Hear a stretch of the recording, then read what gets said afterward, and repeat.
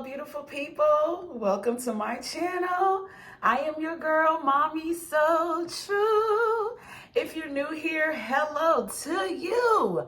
All my lovely subscribers, big hugs to you guys. Hello, you guys. It's a beautiful, stormy, rainy day, but I still love it. You know, nature is nature. I love it when it rains. I love it when it hails. You know, the weather does not change my happiness or my feeling or my energy. I'm not one of those people who wake up and, oh, it's a crappy rainy day. Have a crappy day as well. No, that's not the way I think. So hopefully I shed some positivity onto you today, not just based on the weather, but based on today's video. You're here with a video today, you guys, because I want to talk to you about what's on my heart this morning. I want to share with you how I'm feeling. How I'm feeling, y'all, is, yo, and I know it's a fact.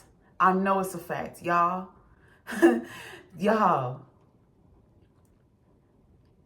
you are honestly the best thing that could have happened to any narcissist that's been in your life. I'm not just saying that because I'm sitting here trying to pump you up and try to make you feel like you are above somebody. I'm not trying to turn you into a narcissist. What I am doing is I am letting you know that this is real, okay? You were a real one.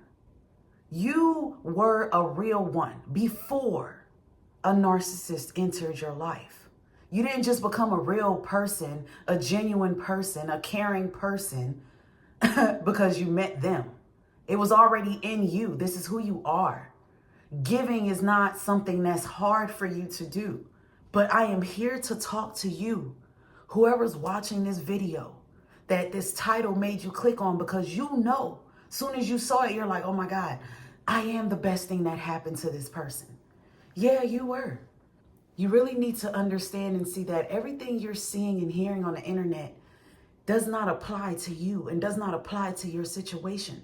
Just because they're telling you that a narcissist doesn't know how to love and doesn't have empathy and doesn't care and doesn't have feelings, don't apply that to your situation. Look at your situation and pay attention to that person that you've been dealing with. Those of you who are dealing with a narcissistic spouse, those of you that married a narcissistic spouse or are married to a narcissistic spouse, pay attention to the things that has happened through the course of your relationship, because you have seen parts of this person that nobody has ever seen.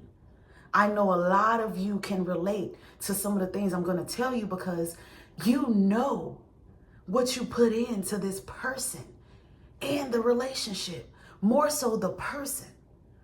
A lot of us who have dealt with a narcissist, you actually learned so much about their childhood. They told you stories that they probably never shared with anybody. And these stories meant so much to you because you are a true empath. As an empath, when you hear somebody's story, when you hear somebody's childhood trauma, where they've come from, you feel it as if it's something you went through yourself. You understand it, and immediately you just want to be there. You want to be a nurturer to the person because you feel like, oh my God, I can't believe that happened to you. Narcissists encounter so much trauma throughout their life, and the base of it happens as a kid to them. And when they met you, they broke down. They shared it with you. They told you exactly why they are so trash. They told you a story or two or three that left your jaw hanging in awe. You were like, wow, you went through that? That happened to you? Your mom did that to you? Your dad did that to you? Your sister, your aunt, your grandmother? You hear the craziest stories. And not only does that create the trauma bond, but it also grabs you as an empath in a way where you become completely willing and open to be there for them. You want to be their ultimate support. You are a grade A supply. You know what that means? That means you're all about compliance. When we talk about compliance, we're talking about making sure things are done when they need to be done, and they're done appropriately. You were interested in helping them get into therapy, helping them build their credit, helping them achieve their highest goals in life. You probably helped them write things down. You taught them how to be organized and productive. You even inspired them to even maybe go back to school, inspired them to push their business forward, or maybe direct their business in a different way. Because you are a compliance type of energy. You operate on compliance. You operate on making sure things are done and complete. And if they're not, you're coming with a plan. Tolerate.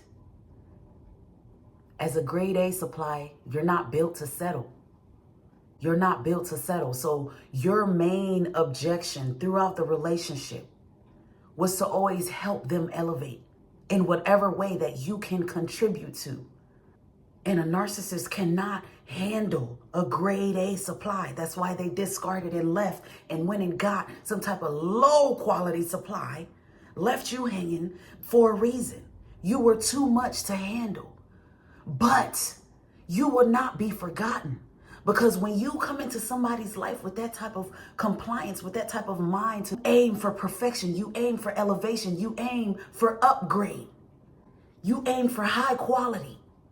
No matter how much pain you took from them, no matter how much you took from those family members, from that husband or wife, no matter how much abuse you've endured, eventually you kicked into a mode where your strength showed. You were like, I am no longer going to lay on my back and let you just kick me all over the place. And because of that, you'll never be forgotten. When someone has the strength to see their worth and walk away from a situation that does not benefit them, or walk away from a person who is abusing them, because most of the time an abuser knows they're hurting you.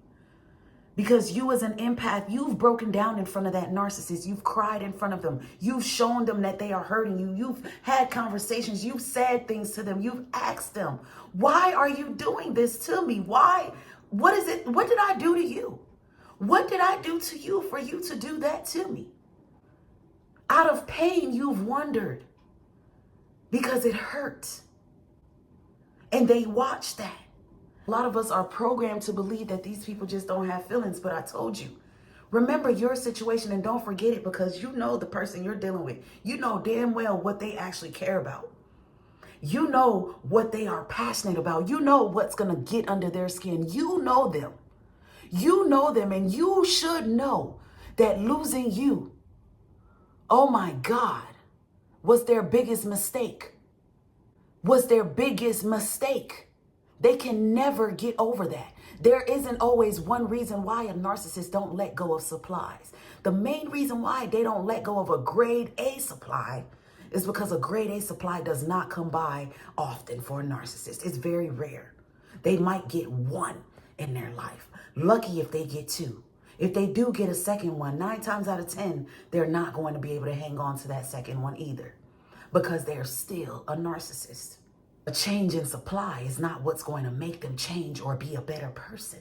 If anything, a change in supply brings out the worst in them. A change in supply makes them downgrade in life. A change in supply takes them from where you had them at, which is right here. You help them build. You help them get somewhere. You help them keep a job. They've never been able to keep a job. Then you came into their life and they were thriving. They were thriving. You came into their life, their bank account grew. You came into their life, they were getting things they never got. Opportunities were coming their way that they never saw coming, because you were talking that good talk into them. The best thing that ever happened to them. You never ignored anything that they were feeling. You validated their feelings all the time. You put your feelings aside to make sure they were good. Whenever you saw their mood was off, you stopped what you were doing and you tried to figure out how you can readjust their mood, how you can bring life back into them. Because naturally, that's just what you do. You weren't just doing it because you wanted to keep them around. You wanted to keep them happy. You were doing it because that's just who you are. You carry that. You were the best thing that could happen to them. Their children met you and they are so heartbroken and sad that the relationship did not work out because you were the best thing that happened to that entire family. The entire family is mad that the relationship did not work out because you were the best thing that could have ever happened to that person. This person is no longer going to be able to thrive in life the way that they were capable of thriving when you were there. It's just sad and unfortunate that they did not take that opportunity to glow. But that's not your problem. It's now a personal problem. Remember, this is a PPP person, a personal problem person, a personal problem predator, okay? A PPP person. I'm going to share a little bit about my story with my narcissistic spouse. When we first met, you guys, I was very open. I was very open to who he was, his background, what happened to him, what he went through.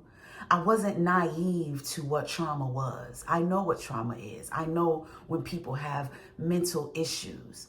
But I am not one of those people who judge someone for having a mental problem. I don't disregard you or feel like you're not lovable just because you're mentally off. I feel like everyone has the option to choose to elevate in life. Everyone has the option to choose to grow as a person. And no matter... Hi, Barbie. Thank you for interrupting me. I am filming currently. Can you please come back in 5 minutes? I have to kick her out, you guys. When I met my ex-narc spouse, you guys, I was very accepting of everything about him, good and bad. And I admit that. I'm not ashamed to admit that because I never want to feel wrong for loving someone. You are not wrong for giving your heart. You are not wrong for wanting to love. You are not wrong for wanting to accept. You definitely need to work on yourself and do better.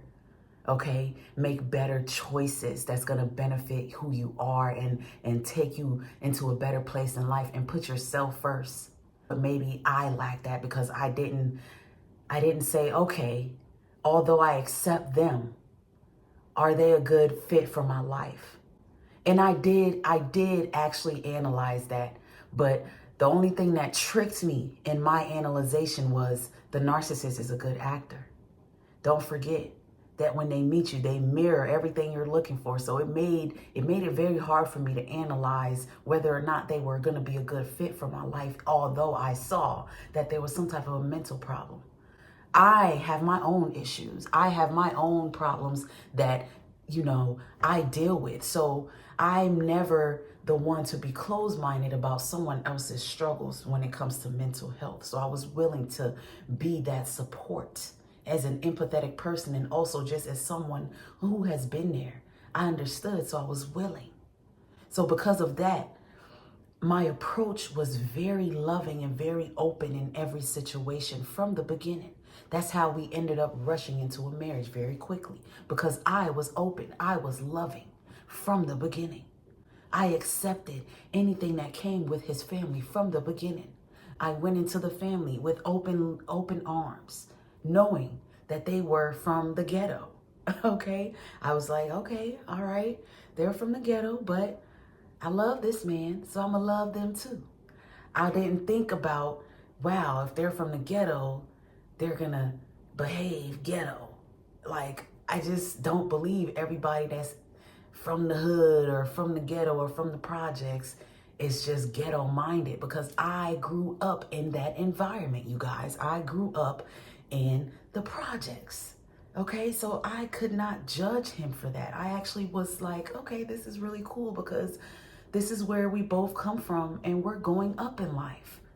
The plan was to go up in life. So because that was my mindset, I was committed to making sure we would go up in life. That's why I created a family channel initially. Okay, so my aim was to take us up, was to help us elevate, was to help him heal as I healed and as he helped me heal. That was my mindset. And they knew that. The family, he did, whether they were completely messed up or not, whether they were ghetto ratchet or not, They knew how I was coming, and they would never forget that. They've never seen that. They've never had that. I know my worth, and I know what I brought into the entire situation. I know that now, even after I've left, the stepchildren are looking like, dang, my daddy is a big old fool. And they're either going to take that and make sure they never become like that, or they're going to end up being exactly like that. Because this is the only example of a man that they have. This man has 6 boys, and all they see is a foolish man. A man who is going from woman to woman every 9 to 12 months of his life. A man who has a different mother for every child. And he now has maybe 8 or 9 children since I've left the situation. And I can sit here and tell you guys this because this is a no judgment zone. I don't really care about being judged about what I went through, my decisions, and how my situation went. And I don't want you to feel judged either, because a lot of people end up feeling very embarrassed, very stupid for what they've gone through with a narcissistic relationship. But don't feel bad for what you gave and what you loved and what you overlooked. Just look at it and see where you need to work on yourself at. But don't be sad for loving. Loving is priceless. Loving is easy.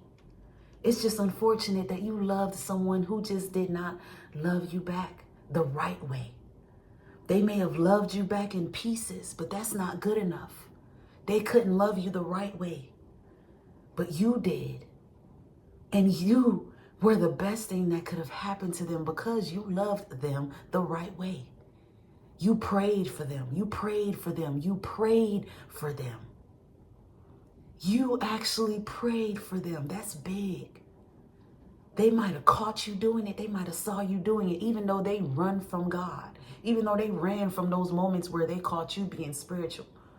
They're not going to forget that because the spirit is so strong. God's spirit is so strong, and it roams this earth. And if this narcissist encountered a person like you, there is a spirit that's going to always linger around them because of you. And they're always going to feel that. They're always going to feel that, depending on how extreme they are. The devil uses them when they want. The devil doesn't stay in you. The devil comes and goes. The devil operates through these narcissists, but they don't stay. So whenever they enter them in those moments where you and them are clashing, they enter and possess them and cause these situations that's pissing you off and causing pain to you and causing discard in your relationship and causing separation in your marriage, making you want to run and leave. That's when the devil is there. That's when they are possessed. But the devil is messing with them so bad that there are moments where the devil flees and leaves them. And that is when they have to face themselves. That is when they reflect.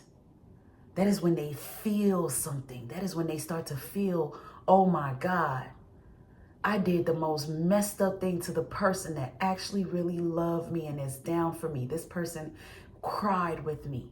They remember the moments where they broke down and you sat there and wiped those tears off their face and you told them it's going to be okay. You told them it's okay. Don't hate yourself so much. Yeah, you did some messed up things, but it's okay. You told them God loves you still. You inspired them to keep going. The best thing that could have ever happened to them.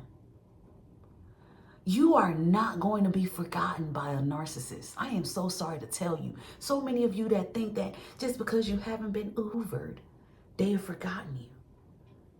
How can you forget someone like you? They haven't forgotten you. They are going through moments where you pop up. They're going through moments where they wish they could share something with you because only you would listen. Everybody is not a listener. Everybody does not care to listen to that narcissist the way that you did.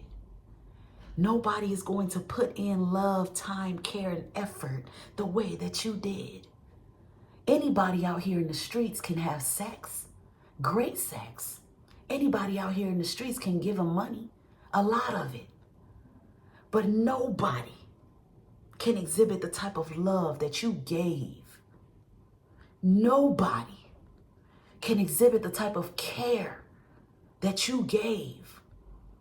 Their children will never forget you.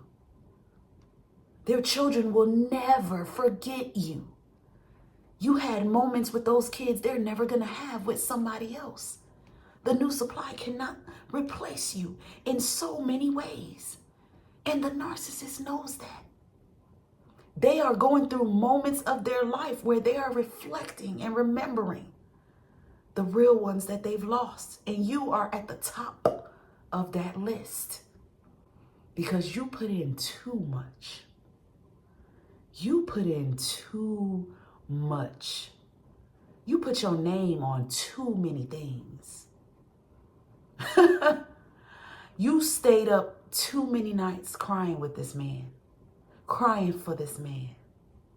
You've driven around in your car, pissed off, crying, yelling at God too many times about this situation. You have brought God's attention to this situation. You carry something so big, a light so great, that it's still shining on their life. And they won't forget that. They know that. They know that it's because of you that they are somewhere actually maybe thriving. Let's keep it all the way 1,000. A narcissist is somewhere maybe living their best life, came up on some money because you put them on game about something.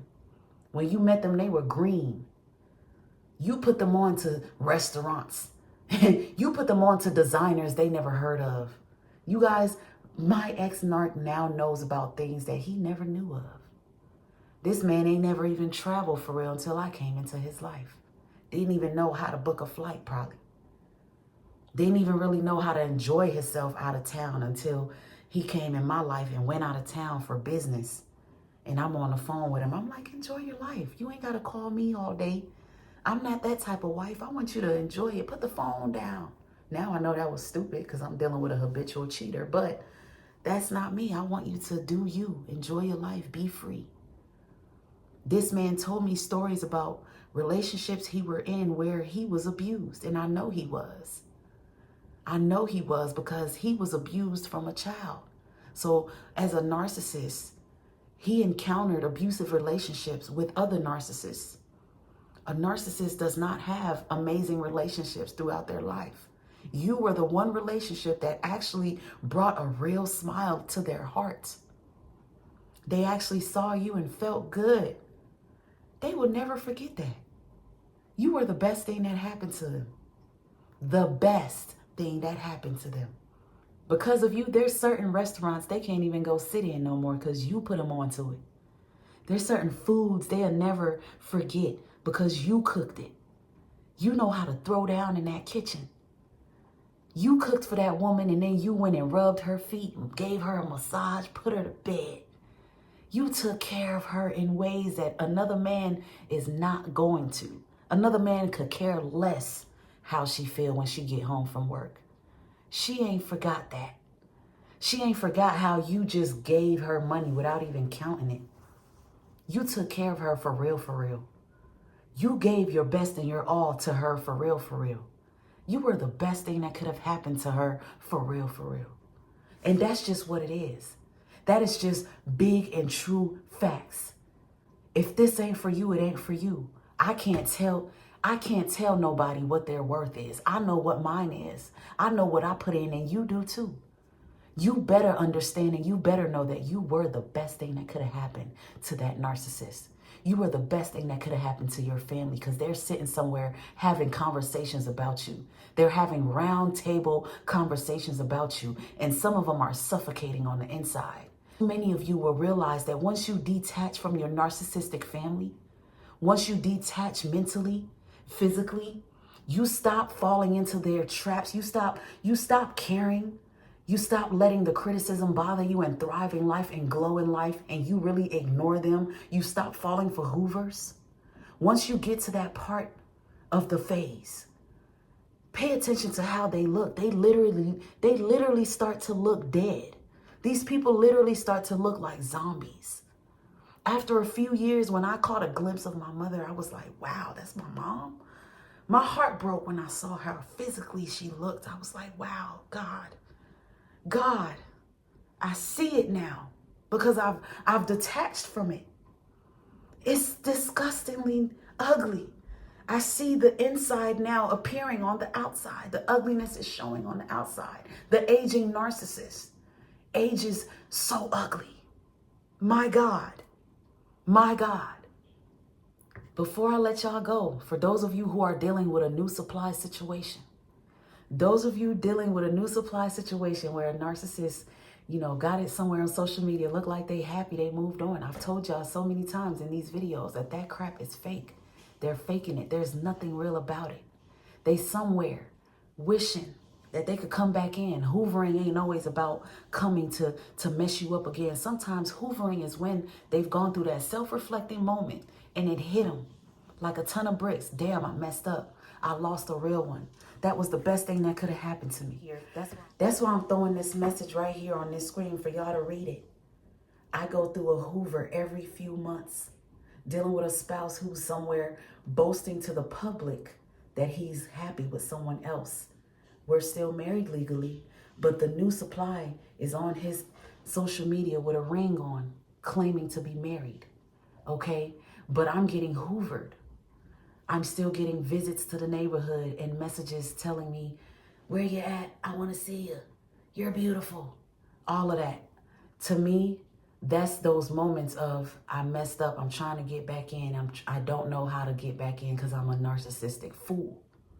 I'm over here trying to make it known that I'm still looking and watching and interested, although I'm pretending to have this other life, this other fake ass life that I'm not happy with. Because I know that I've walked away and I've lost the best thing that could have happened to me. I have lost it. My children miss it. My children are asking, Daddy, why? Mommy, why?